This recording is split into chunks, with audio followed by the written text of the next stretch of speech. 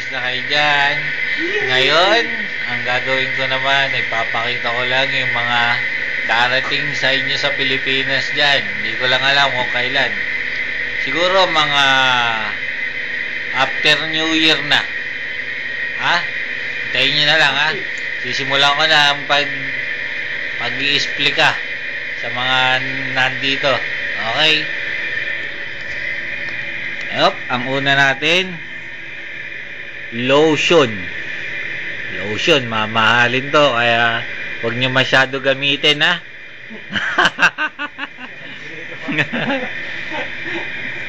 Tapos ang susunod ay, Mami, ito na yung ano mo, Olay. Ayan, nagkamali pa ako ng bili niyan. Akala ko panggabi lang. Yung pala, day and night to. Kaya tipirin mo rin, ha.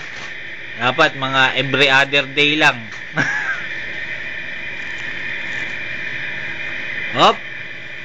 Ang paborito ng lahat, corned beef, bordon.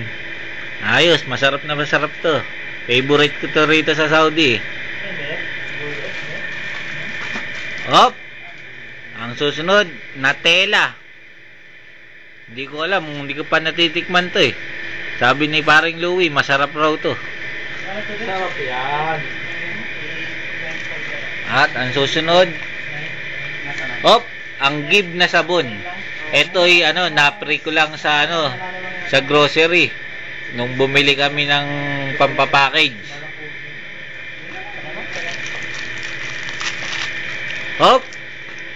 Sabon pa ulit, Imperial Leather. Pang pang Maharlika, Imperial.